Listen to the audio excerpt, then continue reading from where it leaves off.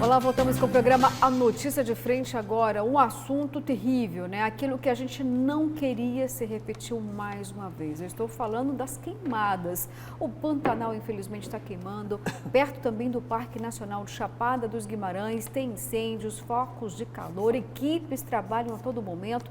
Vou pedir agora para a nossa produção colocar algumas imagens dos incêndios no Parque Nacional de Chapada dos Guimarães, que infelizmente, gente, continua avançando. Praticamente 4.500 hectares já foram destruídos, já que dura 5 dias. Olha lá as chamas, a altura que alcança, a vegetação está muito seca, a gente não tem chuva por muitos meses e aí essa situação novamente assolando o Parque Nacional, um risco imenso para a saúde e também os danos ambientais com a morte de animais. Já são 150 dias sem chuva. 150 dias sem chuva, tem 40 brigadistas aí do Corpo de Bombeiros tentando combater o fogo, né? No ano passado nós tivemos 4 bilhões e 300 milhões de animais atingidos por conta da queimada. No mundo todo. Isso, perdi o raciocínio. Você falou 4 cerca bilhões de 4 de animais? mil hectares, animais. 4... Exatamente, segundo o G1, está lá no G1 isso aí. Tá certo então, gente, olha só. Eu extraí o número, porque é muita coisa, né?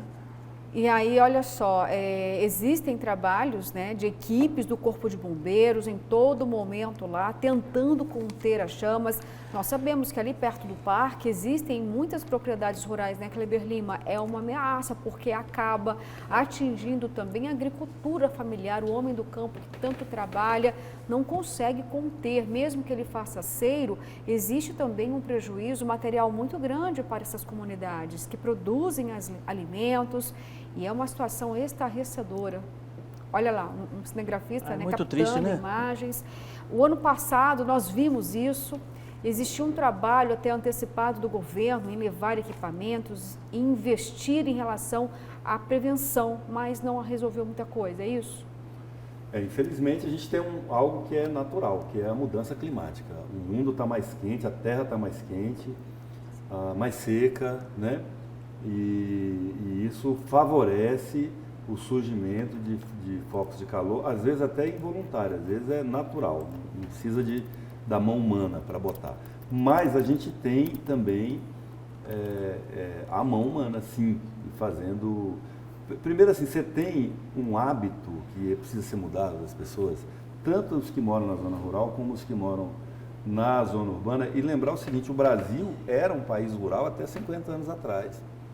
Então a gente passou a ser um país predominantemente urbano tem muito pouco tempo. Significa que os nossos hábitos, a nossa cultura ainda tem muito de rural. De botar fogo nas coisas. Né? Então assim, qual a necessidade da pessoa varrer a porta de casa ou o quintal, lá fazer um montourozinho de folha e tacar fogo? Qual a necessidade? Nenhuma, é o hábito de fazer isso. O hábito correto hoje, minha senhora, o hábito correto hoje, meu senhor, estou falando agora da queimada urbana, que também afeta a gente, que torna o ar irrespirável. Quem tem criança, idoso ou qualquer pessoa com problema de saúde em casa sabe do que eu estou falando, né? Reúne o seu lixo tudinho, taca num saco, amarra bem, coloca na porta que a companhia de lixo vai passar e recolher. Não ponha fogo, porque esse fogo está ajudando. Mas pode, um fogo desse, bate uma rajada de vento, está tudo muito seco, pode levar para o vizinho, para a sua própria casa, enfim.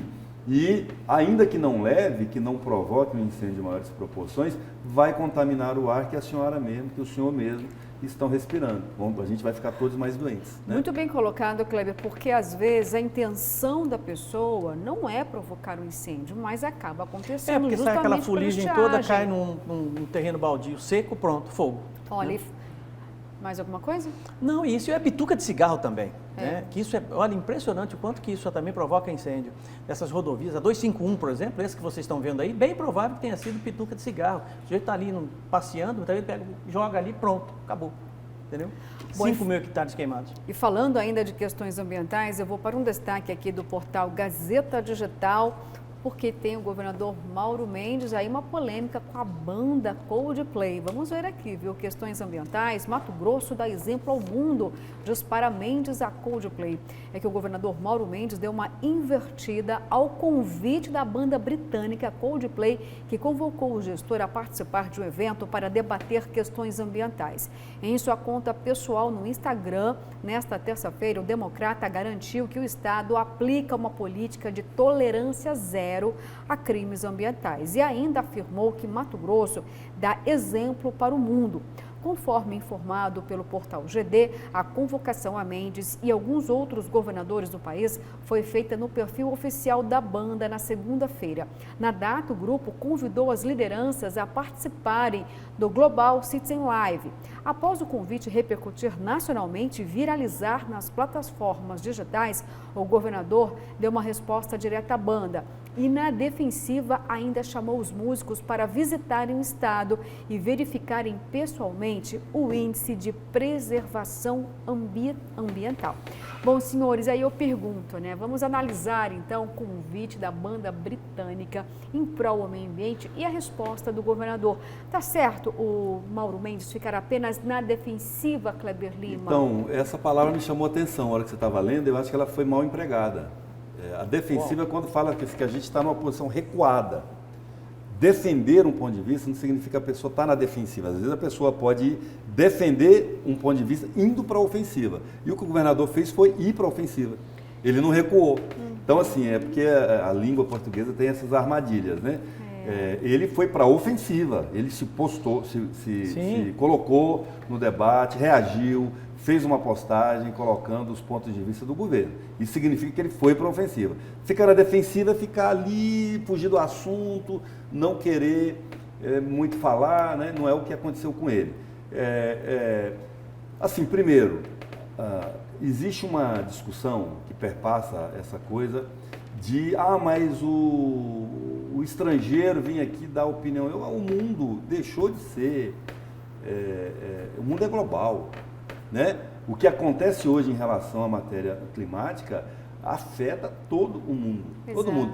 Não é porque uma sociedade eventualmente tenha cometido erros no passado que pessoas daquele país não possam opinar sobre ações ou políticas equivocadas que estejam acontecendo no resto do mundo. Todos nós aqui não condenamos, por exemplo, o tratamento que os talibãs dão às mulheres lá no Oriente Médio, no Afeganistão agora, que a gente está vendo horrores, barbaridades, né? A gente não condena por uma questão humanitária, porque os valores, alguns valores, eles são universais, né? O valor do humanista e o preservacionista também, né? Então, não significa, eu não tomo, por exemplo, um posicionamento desse como o da banda Coldplay, como uma tentativa imperialista de interferir nos destinos do Brasil. Não, é de chamar a atenção usando a influência que eles têm, né, para um problema que é nosso, mas que causa consequências mundiais. Vou dar um exemplo desse tipo de atitude, que é a primeira que eu me lembro, acho que final da década de 80, começo da década de 90, que reuniu-se lá dezenas de músicos americanos para fazer uma ação, cantar uma música lindíssima, que vocês vão se lembrar. Eu não vou cantar. O Haroldo vai até poder cantar um trecho para a gente. Michael Jackson ainda estava vivo, etc. Em prol da África, contra a fome na África, né? E foi aquilo, até hoje as pessoas cantam essas músicas sem saber. Foi uma ação humanitária que foi feita. Nesse caso pode. O estrangeiro pode se mobilizar para arrecadar donativos para mandar para os miseráveis da Etiópia. Eu aqui no Brasil, aqui em Mato Grosso, eu posso me mobilizar para arrecadar dinheiro para mandar para as vítimas de um desmoronamento que teve lá em Minas Gerais? Posso. Então, essa é a solidariedade nacional, internacional, que há em vários assuntos, nesse do meio ambiente também. E só lembrando o seguinte, o Coldplay é algo que está definitivamente integrado à política de Mato Grosso. Eu pensei que você ia falar outra coisa. Vocês lembram do ex-governador Pedro Tasso? Exatamente. Um dia um vídeo Pensei que você ia assim, falar isso. que ele passou mal lá em São Paulo, ele Foi. estava com uma namorada aí, a namorada gravou, ele falando O que Coldplay. estava, ai, eu tô com mal de Coldplay. Assim, cara, tentando entender o que era. Eu confesso que eu desisti naquele dia. Eu falei, eu não quero saber De o Coldplay. que é mal de Coldplay. Me recuso desses.